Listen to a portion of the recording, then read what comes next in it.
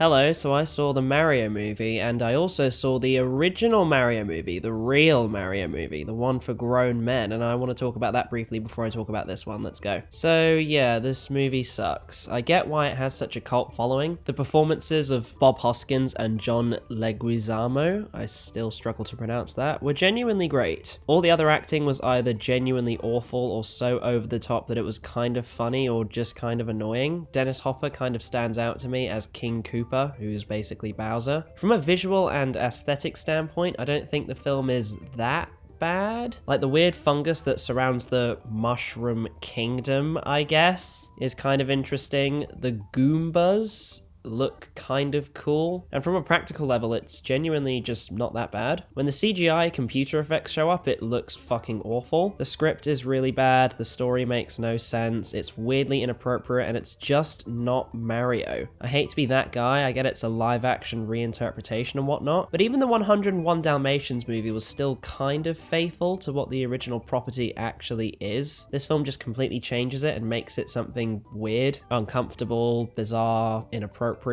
and above all, just not very good. The editing is really bad, it's not funny, it's way too slow paced. I think everyone involved in this movie pretty much hates it. Don't get me wrong, I'm sure the original cut that adds 20 minutes of torture is so much better, and I'm so looking forward to watching that. But as it stands, this is an awful movie. I gave it a 3. Again, I find there are some things to like about it, but if you want to talk about it objectively, it's terrible. Okay, so now to talk about a movie I actually kind of liked. I saw the Mario Bros movie, the new and improved one, and it was okay. I do kind of want to get my positives out of the way first, because from a negative standpoint, it's very plot spoilery. Even though the film isn't especially well written, it is at the end of the day kind of just a kid-friendly adventure. And one thing I genuinely like about it is that Mario is just a genuinely really likable character, and Chris Pratt, I'm just gonna say he does a pretty great job. They do more of an Italian-American thing, and to be utterly fair, as much as I love Charles Minette and I loved his cameo in the movie, his Mario voice would get excruciating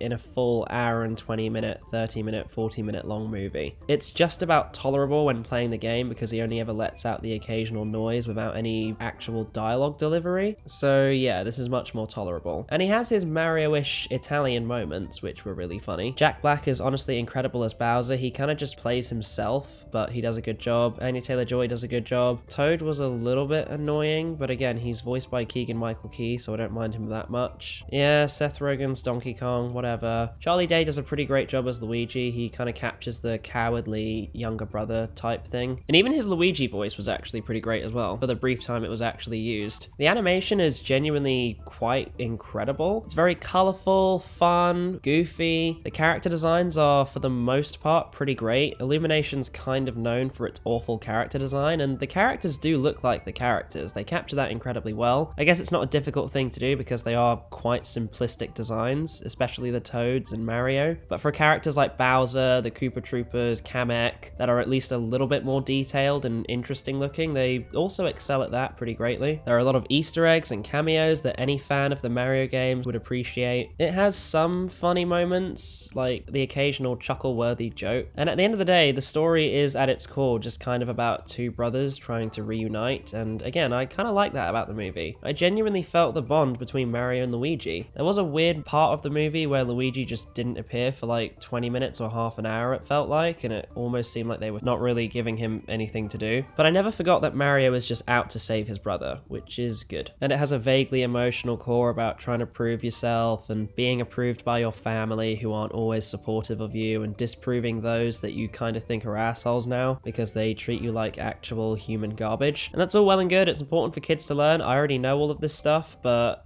seeing it in the movie and recognizing it was kind of cool, I guess. Princess Peach actually has like personality and more than just being a damsel in distress like she is in the video games, because realistically, how could you actually make a movie based on the Mario game plots? You couldn't do it. You actually have to give this character more of something to do. I've seen some complaints that this kind of removes Mario's point in the movie because Peach is more #independent, I guess, but I can't help but just disagree. Mario still has his importance and Peach is given some in addition to his. That's the way I see it, and I'm happy with it. Okay, I guess now I'm going to talk about some of my criticisms with the movie. movie. For some reason, they fucking nerf Mario, and while pretty much every other character gets really cool power-ups, like the fire flower and the ice flower, he just doesn't get them. I think he only ever gets the mushroom, the invincibility star, the mini mushroom, and the cat suit. I genuinely can't remember one other power-up he had, maybe I'm just forgetting, but whatever. Meanwhile, Princess Peach gets the fire flower and the ice flower. Even Donkey Kong gets a fire flower at one point. And they basically cock tease you into thinking Mario's about to get a fire flower, but then Donkey Kong blows it out. It was kind of funny, but at the same time, it's like, I actually kind of wanted to see Mario's white and red costume, or his blue and red costume, or his propeller costume, or pretty much anything except him slightly bigger, him slightly tiny, and haha funny lol, him in a cat suit. Yes, how funny. But to be fair, seeing him and Luigi kick ass in rainbow colors was kind of cool. Bowser's character is basically not an incel, but a very insecure child in love with a woman in a man's body. Again, I thought it was kind of funny, and Jack Black does a great job. And in a way, you could say it is kind of teasing the game's flawed motivation for the character, in that he just kind of wants to kidnap Princess Peach and, well, marry her, I guess. They could have just changed it and had it be like maybe he wants to marry her just so he can control everything and be the ruler of the world, but they're actually like, no, he's actually in love with her. He's like a really insecure type dude who really wants to marry Princess Peach because he's in love with her so much.